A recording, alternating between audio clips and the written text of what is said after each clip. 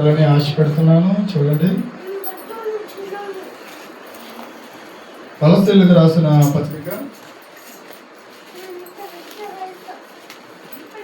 కొలస్సీలకు రాసిన పత్రిక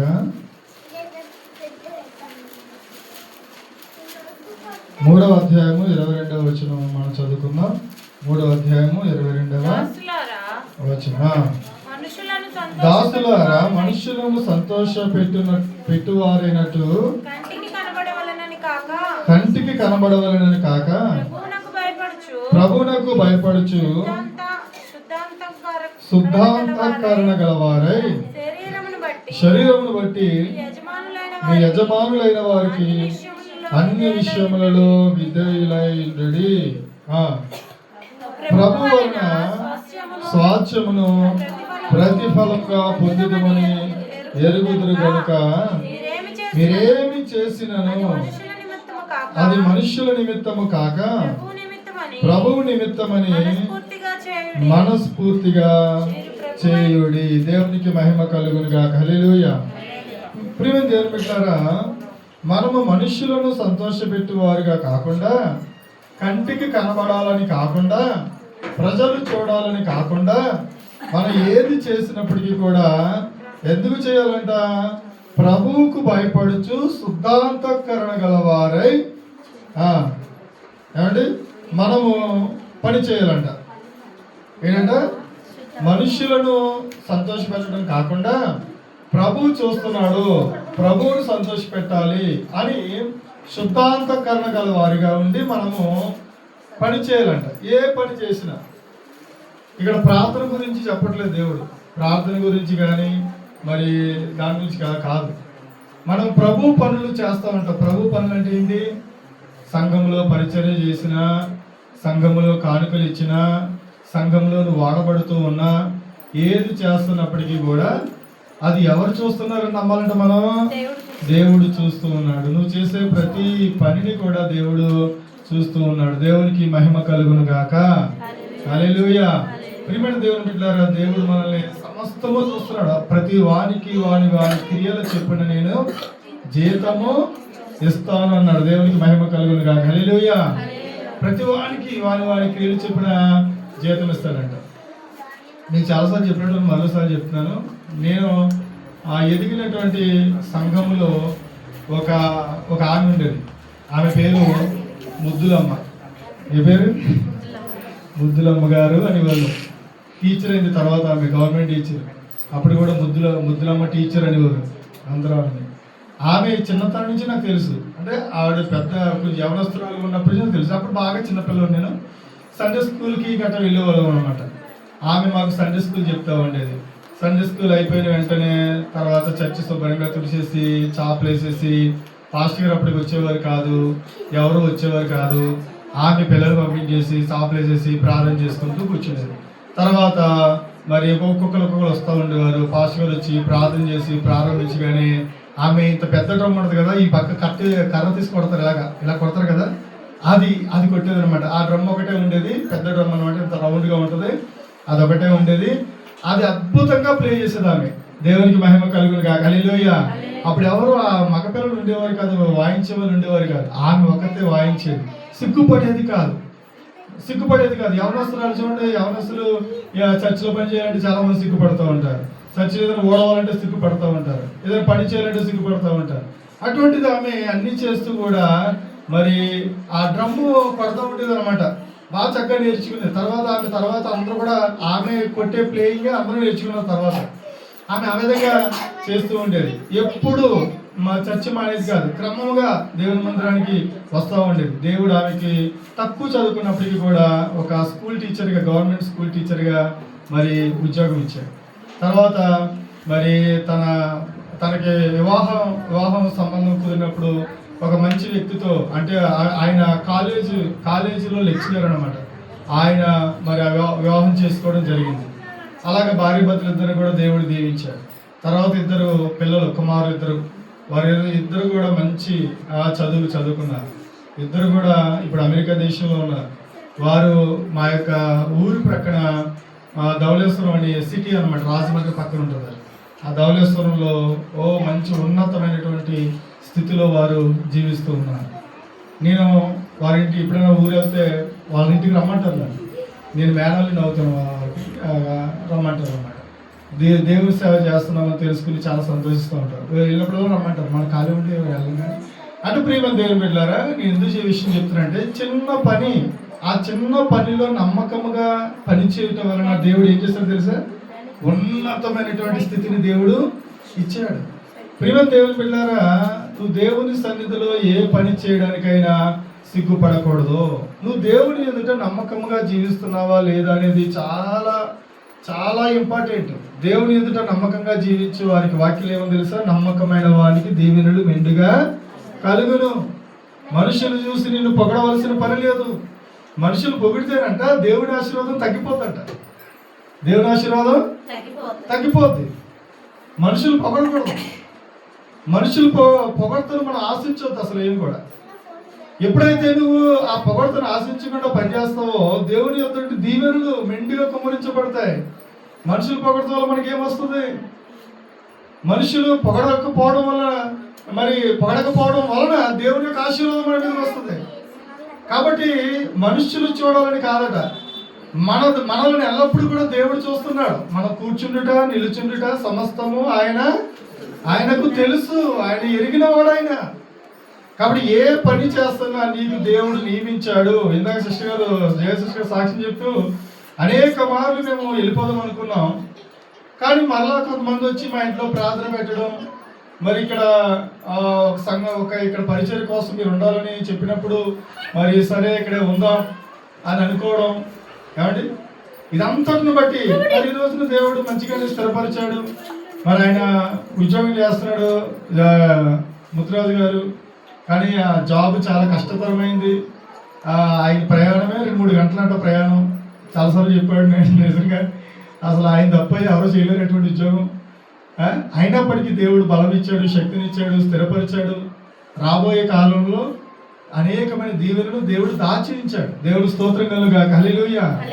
ఎవరిని కూడా వారు చేసిన పనులంటే మనం చేసిన పనులంటే మనం మర్చిపోతాం, కానీ ఆయన మాత్రం మర్చిపోడు. సంఘం కోసం, పరిచర్య కోసం మనం ఏదైతే చేసామో, ఎంత పెయిన్ అయితే భరించామో, ఎన్నైతే అవమానాలు ఇబ్బందులు పడ్డామో, వాటన్నిటికీ కూడా దేవుడు మంచి ప్రతిఫలమును దాచి ఉంచాడు. అందుకే వాక్యంలో రాబడి ఉంది, మీరేం చేసినా సరే అది ప్రభు వలన చేస్తాం, ప్రభు కోసం చేస్తున్నామని చెప్పి మనం ఏం చేయాలంట? అన్ని విషయములలో విధేయులై ఉండాలంట. 23వ వచనంలో ఉంటుంది, ప్రభు వలన స్వాస్థ్యమును ప్రతిఫలముగా పొందుదమని ఎరుగుదురు గనుక మీరేం చేసినా అది మనుషుల నిమిత్తము కాక ప్రభు నిమిత్తమని మనస్ఫూర్తిగా చేయుడి. దేవునికి మహిమ కలుగునుగా. హల్లెలూయా. స్వాస్థ్యం ఉందని మనకి ప్రతిఫలంగా. స్వాస్థ్యం అంటే ఏంటి? గొప్ప దేశం ఉంది, గొప్ప దేశం ఉంది మనకి. మనం జీవించేది మరి ఉన్నతమైనటువంటి దేశంలో మనం జీవించబోతున్నాం. రాబోయే జీవితం ఎంతో సంతోషకరమైన జీవితం. ప్రియమైన దేవుని బిడ్డలారా, మనం గమనించాలి, ఈ లోకంలో ఈ లోకయాత్ర ముగిసిన తర్వాత ప్రభు కొరకు బ్రతికిన ప్రతి ఒక్కరి కోసం కూడా దేవుడు మరి మంచి స్వాస్థ్యమును సిద్ధపరిచి ఉంచాడు. కాబట్టి ఈ స్వాస్థ్యమును పొందుకోవాలని మనం ఏం చేయాలంట? ఈ లోకంలో జీవించాలంట. దేవునికి మహిమ కలుగును గాక. హల్లెలూయా. దైవజనులు మంచిగా వచ్చారు. ఎవరొకరు అలా వెళ్ళి కొంచెం లోపలికి ఆహ్వానించారు. వెళ్ళి ఎదురెళ్ళి ఆహ్వానించారు. దేవునికి మహిమ కలుగును గాక. హల్లెలూయా. కాబట్టి ప్రియమైన దేవుని బిడ్డలారా, అందుకే మరి పౌలు భక్తుడు అంటాడు చూడండి, తిమోతి రాసిన పత్రికలో ఒక మాట అంటాడు. తిమోతి రాసిన పత్రికలో ఒక మాట అంటాడు. అది ఒకసారి మనం జ్ఞాపకం చేసుకుందాం.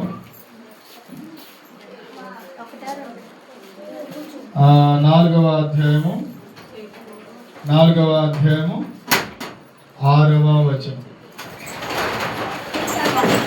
4వ అధ్యాయము 6వ వచనం. నేను ఇప్పుడే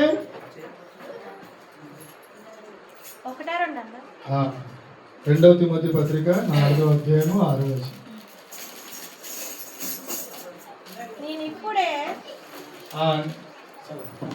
పానర్పణంగా పోయబడుచున్నాను. నేను వెడలిపోవు కాలంలో సమీపమై ఉన్నది. మంచి పోరాటము పోరాడుతుని, నా కడ ముట్టించుతుని, విశ్వాసము కాపాడుకొంటిని. ఇక మీదట నా కొరకు నీతి కిరీటం ఉంచబడి ఉన్నది. దేవునికి మహిమ కలుగును గాక. హల్లెలూయా. నేను వాక్యం చెప్తాను, కొంచెం అన్నగా రావడానికి ఆలస్యం ఉంది కాబట్టి కొద్ది నిమిషాలు ఇంట్రడక్షన్గా చెప్తున్నాను. మరి సమయం చాలా అయిపోయింది, 1:30 దాటిపోయింది. కాబట్టి నేను చెప్పే విషయం ఒకటే ఏంటంటే, మనం ఏం చేసినా ప్రభు మన పనులు చూస్తూ ఉన్నాడు.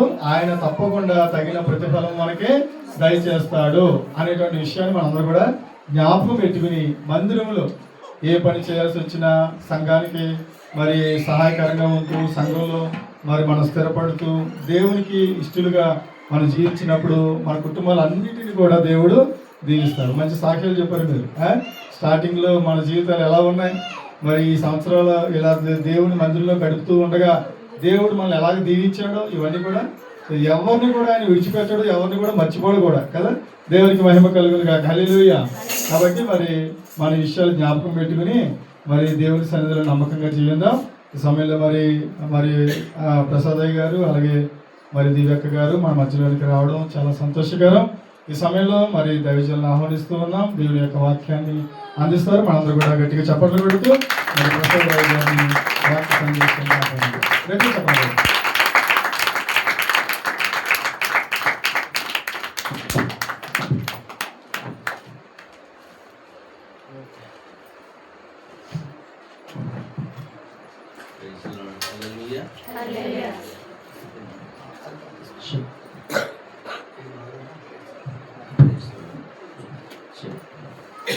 దేవుని స్తోత్రం. ఈ దినాన్ని మీతో కలిసి ప్రభువును ఆరాధన చేయడానికి దేవుడిని ఇచ్చిన స్థానం బట్టి దేవుని స్తుతిస్తున్నాం.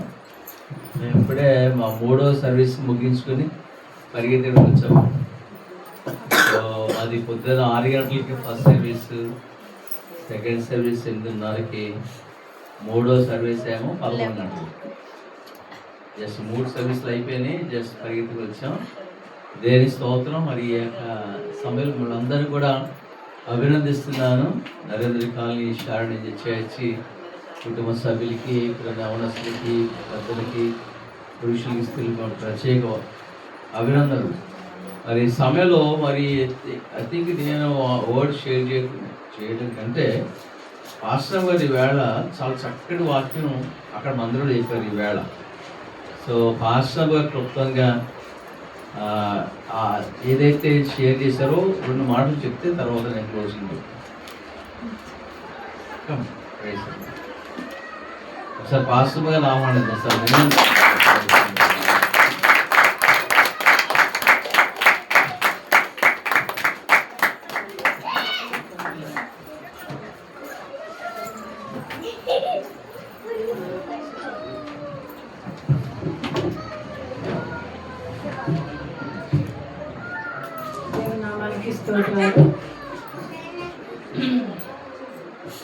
ఎన్ని సంవత్సరాలు అయిపోయింది? 12 అయిపోయి 13వ దేవుని నామానికి స్తోత్రం. దేవుడు మన దగ్గర నుంచి కోరుకునేది నమ్మకత్వం లేకపోతే ఏమీ కూడా ఎవ్వరికి కూడా ఉపయోగం లేదు. మనం ఈ కంపెనీలో పనిచేస్తే నమ్మకంగా పనిచేసే వాళ్ళనే కోరుకుంటాం. ఎక్కడికి వెళ్ళినా ఇంట్లో పని వాళ్ళని పెట్టుకున్నా కానీ నమ్మకంగా ఉన్న వాళ్ళే కావాలి అని కోరుకుంటాం, ఎంత పోయినా పర్లేదు. దేవుని మందిరంలో నమ్మకస్తుల కోసం దేవుడు చూస్తున్నాడని దేవుని వాక్యం వెనకాల వినపడుతుందా? నమ్మకస్తుల కోసం దేవుడు చూస్తున్నాడు అని దేవుని వాక్యం తెలియచేస్తుంది. దేవుని కీర్తనలు 101వ కీర్తన 6వ వచనంలో ఉంటుంది, నా యొద్ద నివసించినట్లు దేశంలో నమ్మకస్తులైన వారిని నేను కనిపెట్టుచున్నాను అన్నాడు. నా దగ్గర నివసించడానికి, నా మందిరంలో ఉండటానికి నమ్మకస్తులు కావాలి, యథార్థవంతులు కావాలి అని దేవుడు వాళ్ళ కోసం నేను చూస్తున్నాను. నమ్మకస్తులు ఎవరున్నారా అని నేను చూస్తున్నానని 101వ కీర్తన 6వ వచనంలో చూస్తాం.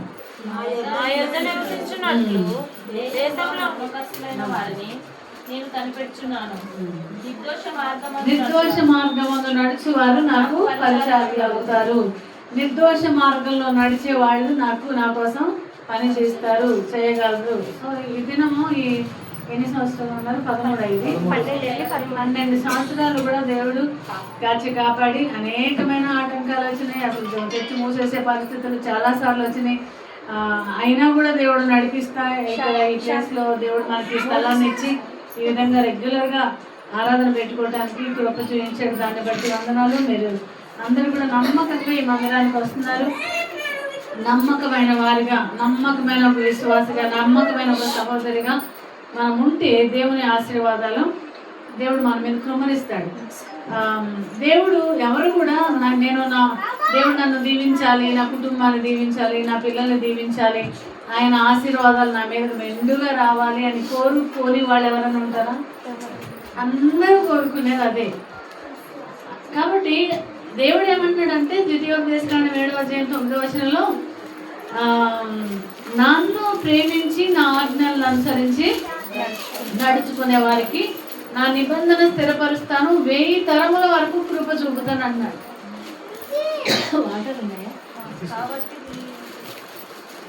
కాబట్టి నీ దేవుడైన టైం లేదు కాబట్టి నేను చదువుతాను.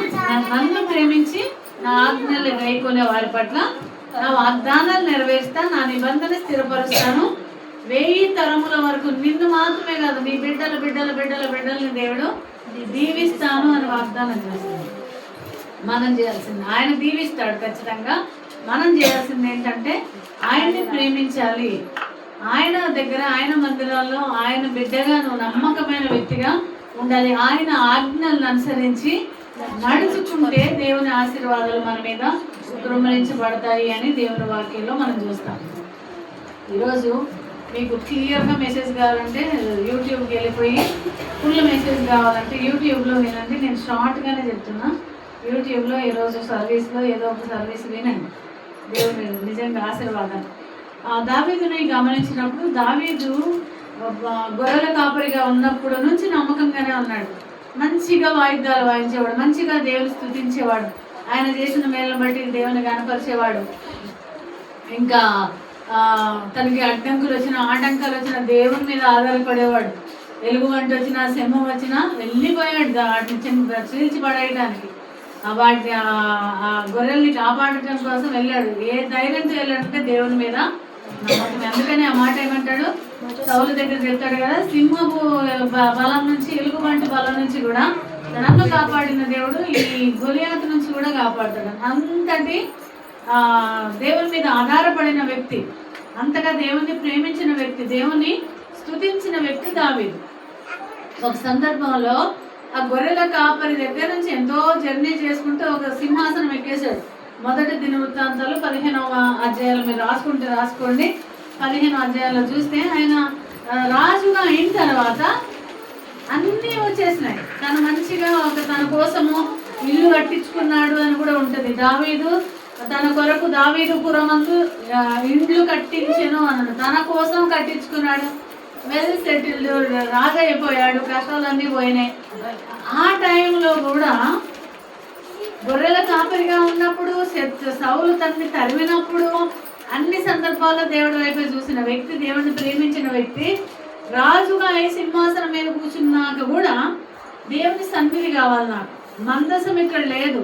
ఒబేదెదోము ఇంట్లో మందసం ఉంది, దేవుని సన్నిధి అక్కడ ఉంది. ఒబేదెదోము ఇంటి నుంచి దావీదుపురానికి ఆ మందసాన్ని తెచ్చి పెట్టాలి సింహాసనం మీదకి వెళ్ళిన తర్వాత. ఈ రోజుల్లో ఏం పని లేకపోతే దేవుడి దగ్గరకు వస్తే ఆయన చేస్తాం. ఏదైనా ఒక ఉద్యోగం వచ్చింది అనుకోండి, లేకపోతే ఇంకేదైనా వచ్చింది అనుకోండి, ఏదైనా దేవుడు బ్లెస్ చేసి ఇచ్చాడు అనుకోండి, ఏమైపోద్ది? అసలు దేవునికి సమయం ఇవ్వడానికి కూడా ఏముండదు.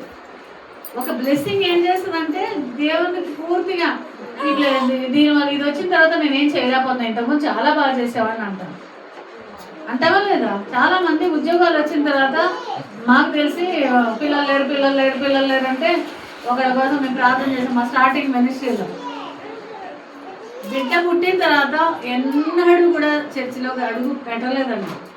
ఏంటి అని ఎన్నిసార్లు అడిగితే పిల్ల ఏడుస్తుంది, పిల్లలు బాగలేదు, పిల్ల కోసం ఆ జనాలు అందరూ ఉంటారు. ఇదే మాట సంవత్సరాలు అడ్రస్ లేదు ఇప్పుడు దాకా. అది బ్లెస్సింగా?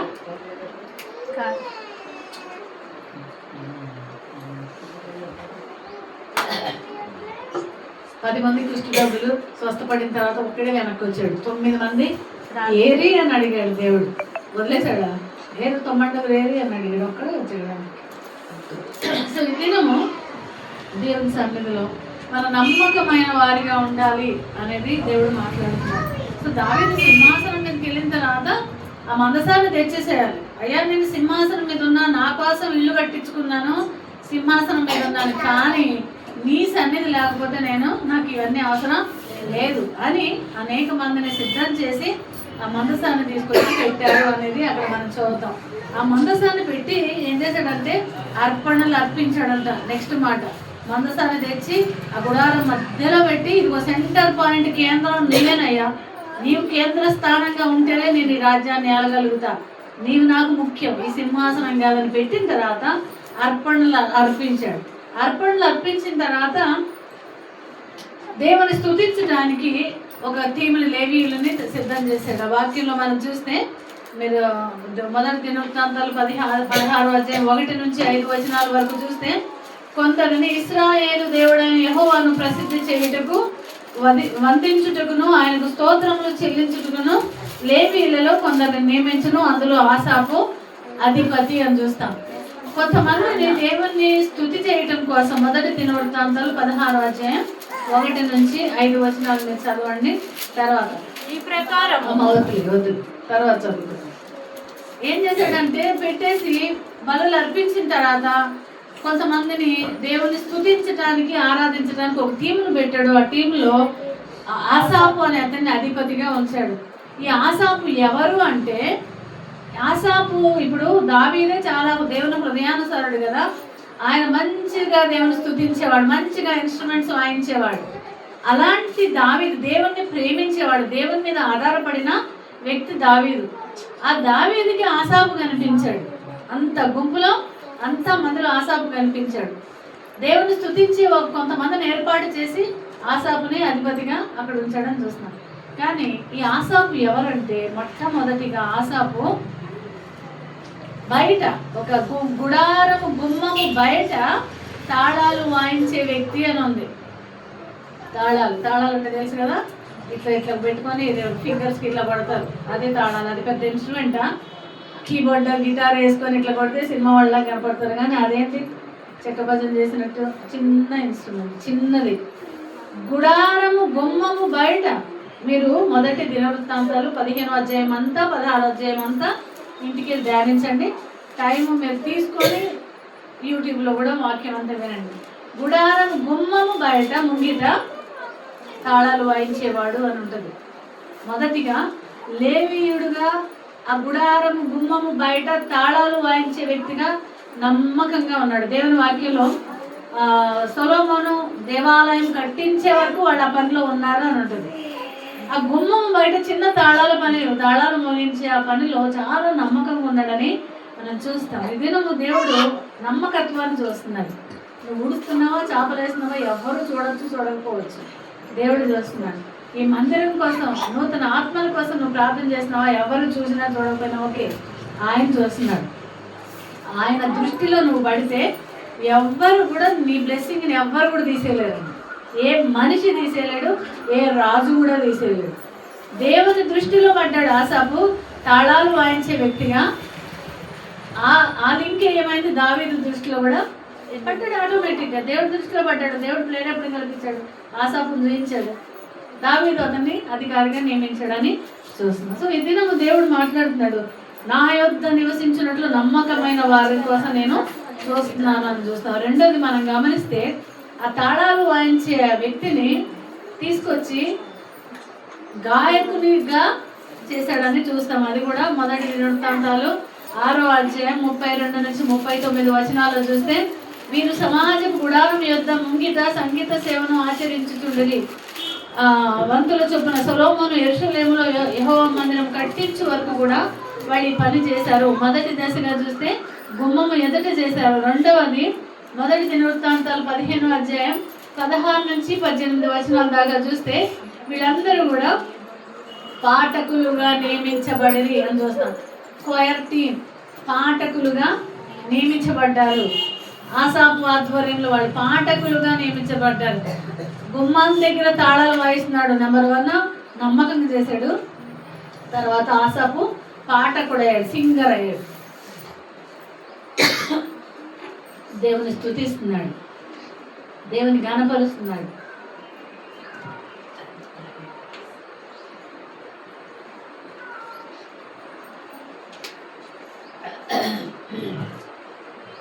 సింగర్ అయినట్టు చూసినాం. ఆయన పాటలో ఉంటుంది. మీరు ఆ 2 అధ్యాయాలు చదివితే క్లియర్గా ఉంటుంది. నిత్యము ఆయన వెతకండి, ఆయనే ఆధారం, ఆయనే నమ్మండి, ఇట్లాంటి మాటలే ఉంటాయి. నిత్యము ఆయన స్తుతించండి అన్న మాటలు ఆ విధంగా దేవుని స్తుతించినట్లు చూస్తాం. పాఠకుడేడు అక్కడ నమ్మకంగా ఉన్నాడు. దేవుని వాక్యం ఉన్నాడు. మిక్కిలి కొంచెంలో నమ్మకంగా ఉన్నవాడు ఎక్కువలో కూడా నమ్మకంగా ఉంటాడు. దేవుడు అది చూస్తున్నాడు. నీకు అప్పగించిన చిన్న పని విషయంలో నువ్వు నమ్మకంగా ఉన్నావా? హ్యాండ్ ఇచ్చేసావా? అది వదిలేసి వేరే పనికి పోయావా? లేకపోతే ఇది కాదు, ఇదేంటి చెక్కల భజనలాగా నేను తాళాలు కొట్టుకోవాలి, ఇక్కడైతే పాటలు పాడొచ్చు, ఇది కావాలని కోరుకున్నావా? కోరుకోలేదు. ఆసాపు కోరుకోలేదు. ఆసాపు నమ్మకంగా ఉండటాన్ని బట్టి దేవుని దృష్టి, దావీదు దృష్టి ఆయన మీద పడి వెంటనే గుమ్మం బయట ఉన్నవాడిని తీసుకొచ్చి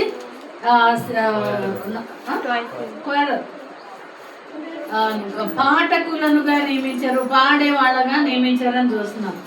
దాని తర్వాత ఏమైందంటే 3వ దశకి వెళ్ళేసరికి 1 దినవృత్తాంతాలు 16వ అధ్యాయం 4 నుంచి 5 వచనాలకు వచ్చేసరికి, మరియు అతడు యెహోవా మందసం ఎదుట సేవ చేయొచ్చు, ఇశ్రాయేలుల దేవుడైన యెహోవాను ప్రసిద్ధి చేయుటకును వందించుటకును ఆయనకు స్తోత్రములు చెల్లించుటకును లేవీయులలో కొందరిని నియమించెను. వారిలో ఆసాపు అధిపతి.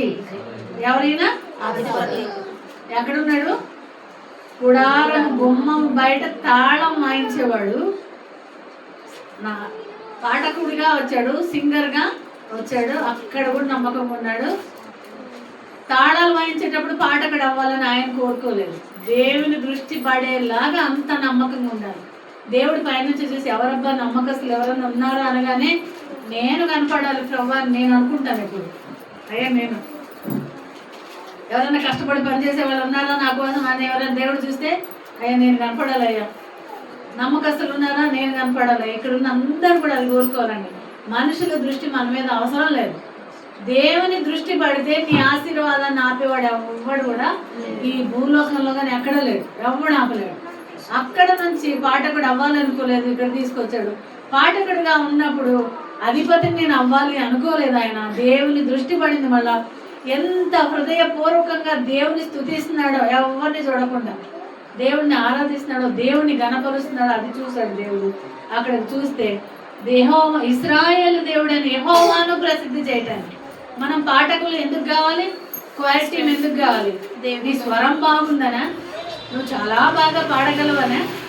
అవన్నీ అవసరం లేదు దేవుడికి. అవన్నీ కూడా దేవుడు చూడ్డు, నీ హృదయం చూస్తాడు. నువ్వు పెద్ద సింగర్ అయినంత మాత్రాన నేను వచ్చి ఇక్కడ పాడేస్తే ఏం జరగదు.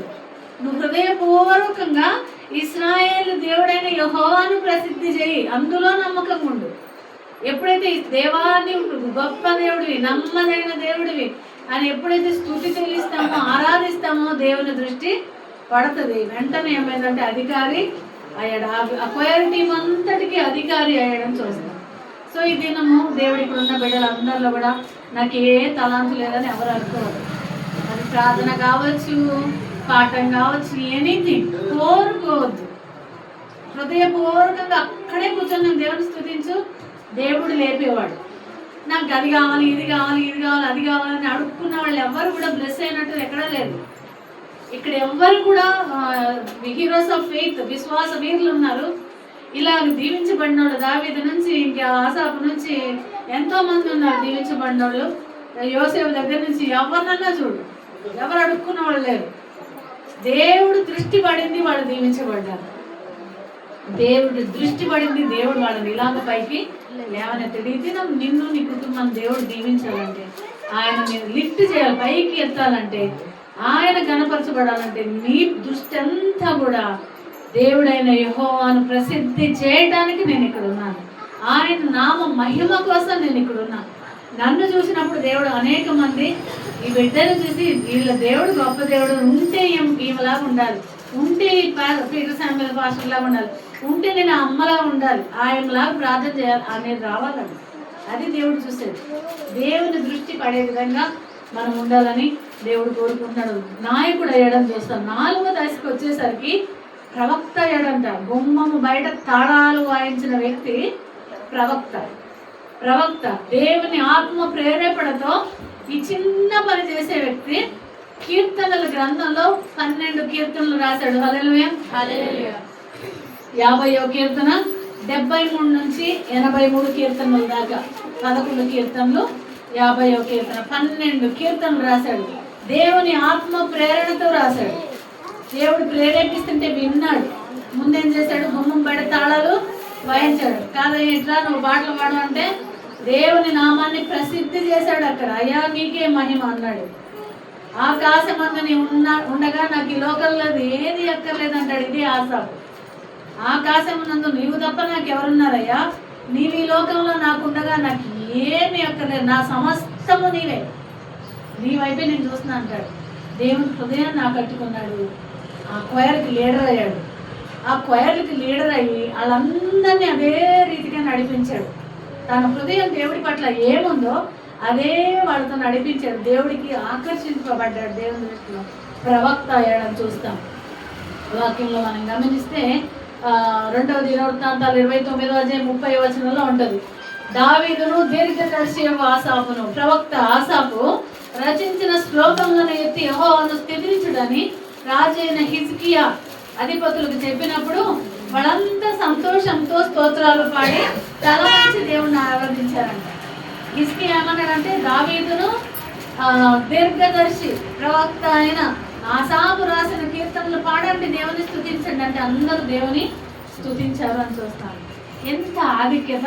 ఒక గుమ్మం బయట కూర్చొని చిన్నగా తాళాలు కొడుతున్న వ్యక్తి ఎంతగా దేవుడు దీవించాడు. ఆ నమ్మకత్వాన్ని దేవుడు కోరుకున్నాడు.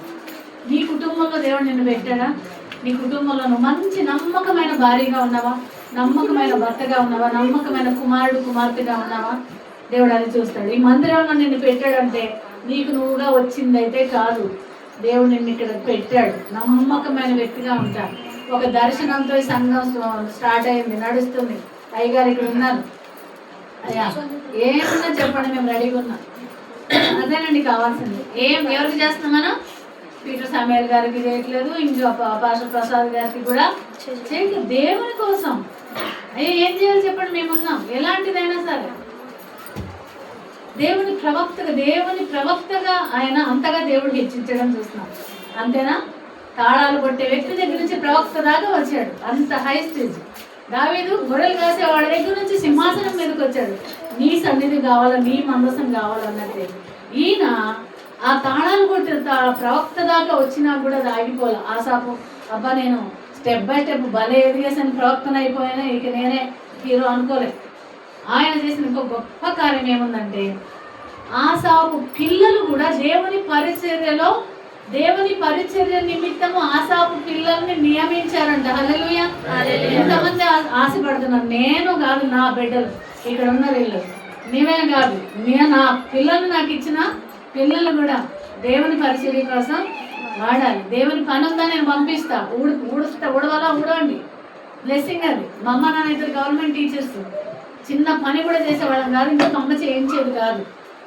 వాళ్ళిద్దరు టీచర్స్ అవటం వల్ల టీచర్ అంటే సేవ చేసేవాళ్ళు, పని చేసేవాళ్ళు ఊర్లలో ఉంటారు కదా, ఎప్పుడు ఇంటి చుట్టూ మనుషులు ఉండేవాళ్ళు. ఏ పని మేము చేసేవాళ్ళం కాదు. కానీ మా అమ్మ మాకు నేర్పించింది చిన్నప్పుడే, 3వ తరగతి 4వ తరగతి అప్పుడే మా అక్కని ఇద్దరిని కూడా మేము ఏ ఊర్లో అయితే మా అమ్మ వాళ్ళు టీచర్స్, ఆ ఊర్లో ఆ మూల ఫస్ట్ ఊరు స్టార్టింగ్ మా ఇల్లు ఊరి చివర చర్చి.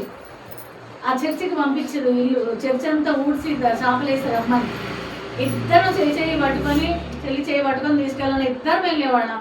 పెద్ద కాంపౌండ్లో ఒక మూల చర్చి, అది కాంపౌండ్ మొత్తం ఊడ్చేసి చర్చ్ అంతా ఊడ్చి ఇట్లా చాపలేసి పాస్టర్ గారికి వాటర్ పెట్టి అన్నీ పెట్టేసి ఇంటికి వెళ్ళి స్నానం చేసి మళ్ళీ మా అమ్మతో పాటు చర్చికి వచ్చేవాడు. మమ్మల్ని నేర్పించింది. అది ఒక బ్లెస్సింగ్. నువ్వు ఇంట్లో చీపురు పట్టకపోయినా పర్లేదు, అక్కడికి వెళ్ళాలి. ధన్యతను నేర్పించింది. ఇప్పటికీ కూడా అది నాలోంచి పోలేదు. ఇప్పటికీ కూడా ఇక వెళ్ళానంటే నాకు మా చర్చిలో ఒక నైటీ కూడా ఉంటుంది. ఈ చీర కట్టుకొని పని చేయలేనని గేట్లు వేసేసుకుంటాం, లోపలికి వెళ్తాను, చీర మార్చుకుంటూ ఒక రూమ్లో నైటీ వేసుకుంటా, దోపేస్తా, ఏమైనా చేస్తాను. నాకు ఇంట్లో పనోళ్ళు ఉన్నారు. మార్నింగ్ టు ఈవినింగ్ చేసే ఒక వ్యక్తి ఉన్నాడు. మార్నింగ్ టు ఈవినింగ్ అన్నీ చేస్తాడు. ఆయనకు మంచి శాలరీ కూడా ఉంది. కానీ దేవుని మందిరంలోకి వచ్చేసరికి అది ఘనత, అది ధన్యత. నీకు ఎంత ఉంటే ఏంటండి, బాత్రూమ్లు కడిగినా ఇక్కడ నిలబడి పరిచయం పాటలు పాడినా ప్రసంగం చెప్పిన అంతటి ఒకటే. దేవుని హార్ట్ చూస్తున్నాడు. ఆసాపు ఎంతగా తన పిల్లల్ని ట్రైనింగ్ చేసి, అరే నువ్వు బయట ఉన్నా పర్లేదు, తాళాలు పడుతున్నావా పర్లేదు, చెప్పులు చూసుకుంటున్నావా బయట నిలబడి ఓకే, చెప్పులు ఎవరు ఎత్తుకోకుండా చెప్పుల దగ్గర నిలబడతావా ఓకే, నిలబడు, మంచిది. దేవుని మందిరం ఇది, అదొక ధన్యత. నమ్మకంగా నీకు అప్పగించిన పని చేయని మన పల్లెలకు నేర్పిస్తే వాళ్ళు అద్భుతంగా, దేవుని వాక్యంలో మనం చూస్తే 25 మొదటి దినవృత్తాంతాలు 25వ అధ్యాయం 6వ వచనంలో ఆసాపు కుమారులు యెహోవా మందిరంలో సేవ చేయుటకు నియమింపబడిరి అని ఉంటుంది. సేవ నిమిత్తము ప్రత్యేక పరిచి సితారాలు స్వరమండలతో దేవుని ప్రకటించడానికి వాళ్ళు నియమించబడ్డారు. ఇంగ్లీష్ బైబిల్లో దే ఆర్ సెట్ అపార్ట్ అని ఉంటుంది. ఆసాపు కుమారులు దేవుని మందిరంలో పరిచర్య కోసం నియమించబడ్డారు ప్రత్యేకంగా. ఎంత ధన్యత అది. ఒక్క ఆసాపు తాళాలు కొట్టుకుంటా సింగర్గా ఉండి ఒక టీంని లీడ్ చేసి ఒక ప్రవక్తగా అయిపోయిన తర్వాత ఆయన బ్యాక్గ్రౌండ్ ఏంటి, అంతమందిని తన బిడ్డలు కూడా నెక్స్ట్ తన తండ్రిని చూసి నేర్చుకున్నారు. ఇది ఒక బ్లెస్సింగ్. మా నాన్న నమ్మకంగా ఉన్నాడు, నేను నమ్మకం ఉండాలని వాళ్ళు నేర్చుకున్నారు, నేర్పించాడు. దేవుని వాక్యంలో గమనిస్తే 128 మంది అంట. ఎజ్రా 2వ అధ్యాయం 41వ వచనంలో ఉంటుంది, రాసుకోండి. గాయకులలో ఆసాపు వంశస్థులు 128 మంది. పాటలు పాడేవాడు, దేవుని ప్రసిద్ధి చేస్తా దేవుని స్తుతించేవాళ్ళు. ఆసాపు వంశస్థులు 128 మందిని తయారు చేశారు. మనకి ఇచ్చిన 2, 3, 4 పిల్లల్ని మనం దేవుని కోసం సిద్ధం చేయగలమా? వాళ్ళకి అంత మోడల్గా, అంత మాదిరికరంగా వాళ్ళ ముందు మనం ఉన్నామా? పరీక్ష చేసుకోవాలి. దేవుడు ఇచ్చాడు.